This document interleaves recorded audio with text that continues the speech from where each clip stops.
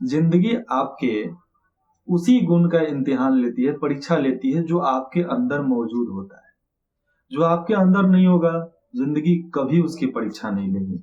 इसलिए आप किसी मुसीबत में हो तो सोच लो कि हम अब परीक्षा दे रहे हैं, जिंदगी की परीक्षा दे रहे हैं, तो खुश रहो ना भैया, खुश रहो।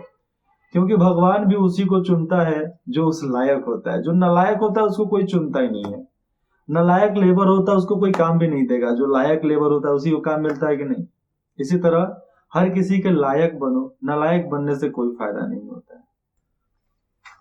मैं जब क्लास 8 में था, 9th में था, तो मेरा भी सपना था कि एक छोटा सा परिवार हो, नौकरी हो, बाल बच्चे हो, वैसे ही जिंदगी चलती रहे। ऐसे ही जिंदगी चलनी भी चाहिए। लेकिन जैसे जैसे मैं 9th क्रॉस किया, 10th में आए, 10th से 11 12 में आए, तो 12 में आने से पहले मुझे 10th से ही रियलाइज हो गया था कि मेरी जिंदगी इतनी नॉर्मल कैसे हो जाएगी। मैं नॉर्मल काम के लिए जब पैदा ही नहीं लिया तो नॉर्मल जिंदगी मेरी कैसी होगी। इसलिए मैंने ठाना कि अपने फायदे के लिए कुछ नहीं करूंगा। घर वाले बोलते थे कि डॉक्टर बन जाओ। डॉक्टर बनेंगे तो क्या कर पाएंगे, डॉक्टर बनेंगे तो अपना परिवार खुश रहेगा, नाम होगा, शोहरत होगा। इससे क्या मिलता है? परिवार को एक एम्बिशन मिलता, हर चीज मिलता, लेकिन मुझे मुझे क्या मिलता? कुछ नहीं। क्योंकि मुझे पढ़ते पढ़ते, अलग अलग धार्मिक ग्रंथ पढ़ते पढ़ते ये अनुभव हुआ कि मेरा जन्म कुछ मामूली काम के लिए तो हुआ नहीं, कुछ नया करो। इसलिए मैंने सोचा कि अपने कमाई से ऐसा करो कि हजारों लोगों का चूल्हा घर का जला सकूं। अकेले कमाएं, अकेले खाएं, अकेले पिएं, अकेले मस्ती के, उससे कुछ फर्क नहीं पड़ने वाला है। जिंदगी में वो काम करो कि जिसके बारे में लोग याद रखे, सैकड़ों वर्ष तक याद रखे, ऐसा काम करके जाओ। इसीलिए जिंदगी में हमें ये गुण मिला, हमें ये नॉलेज मिली कि आप कुछ अलग हो, स्पेशल हो। इसलिए मैंने कुछ अलग करने के लिए ठान लिया। इसलिए मैं अलग करता हूँ। पर आपको बताता हूँ, आप जो पढ़ते हो परीक्षा उसी का देते हो, जो करते हो परीक्षा उसी का होता है, जो भी कंपटीशन के लिए तैयारी करते हो परीक्षा उसी से देना पड़ता है। आपके गलतियों की वजह से भी दिक्कत किसको होती है? आपको होती है, किसी और को तो होती नहीं है। कभी कभी होता है किसी के सब्र का इम्तिहान होता है, जिसमें आप कितना ज्यादा बर्दाश्त कर सकते हो। देखो, एक कहावत है कि अंधेरे के बाद उजाला होगा ही, दुख के बाद खुशी के दिन आएंगे ही। तो टेंशन किस बात का? आज है कल नहीं रहेगा, ये समय भी बीत जाएगा। कहावत है, ये समय भी बीत जाएगा। मेरे पापा सुनाया करते थे, करत करत अभ्यास के, मतलब रोज के रोज हम जब प्रैक्टिस करते हैं तो करत करत अभ्यास के जरमत होत सुजान, रसरी आवत जात है। जब हम कुएं से पानी निकालते हैं तो रसरी ऊपर नीचे होता है ना, तो रसरी आवत जात है, सिलपत परत निशान, तो उस पर निशान बन जाते हैं। तो वो निशान बता रहा है कि हम प्रयास करेंगे तो हमारा रिजल्ट अच्छा होगा, बेशक होगा। बस उसके लिए पेशेंस की जरूरत है, सब्र की जरूरत है। क्योंकि बिना पेशेंस रखे तो कुछ नहीं हो सकता ना। आप चाहते हो कि दाल भात थोड़े है कि आज कुकर में डाले, कढ़ाई में डाले, बनाए और खा लिए। जिंदगी है भैया, बहुत ज्यादा क्रिटिकल होती है, बहुत ज्यादा मुसीबत लाती है। तो आप समझो कि आप कितने लायक हो, कितने नालायक हो, यह आपको पता है, बताने का नहीं है। कभी देखो, पांचों उंगलियां जो है बराबर नहीं होती। ये देखो, छोटी है, उससे बड़ी है, सबसे बड़ी है, फिर इससे छोटी है, फिर इससे छोटी है। पांचों उंगली बराबर नहीं है। ये पतला है, मोटा है, उससे मोटा है, ये इसके बराबर है ना। ये उंगली इसके बराबर है और ये उंगली अलग से मोटा है।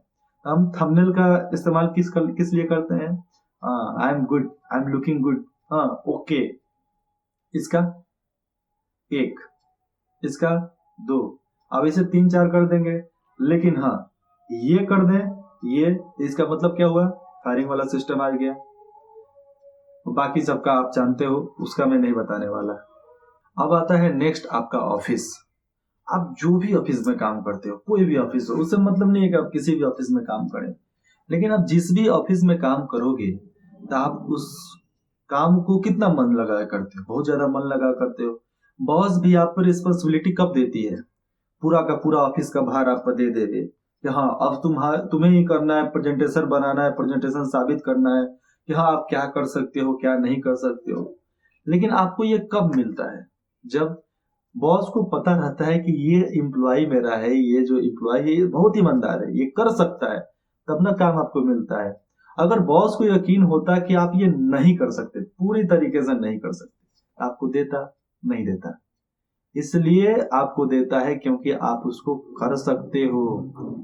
इसलिए सब्र का फल भी मीठा होता है, ये कहानी है। और जो चीज आपको दिया जाए मन लगाकर दिमाग लगाकर आप उसको पूरा करो। क्यों? क्योंकि आप उस लायक हो, इसलिए आपको वो काम सौंपा गया है, नहीं तो नहीं सौंपा जाता। स्पॉट की भी जो मैं बात कर लूं, तो आप स्पॉट में गए कैसे, मतलब आप खेल कूद के मैदानों में गए कब? क्योंकि आपके विधि के विधान के द्वारा वो लिखा गया है कि भैया आप एक दिन खिलाड़ी बनोगे, एक दिन ये करोगे, एक दिन वो करोगे। तो है, जो अंदर आपके गुण होता है पहले उसको पहचानो कि आपका जन्म क्यों हुआ, उसके अनुसार काम करो।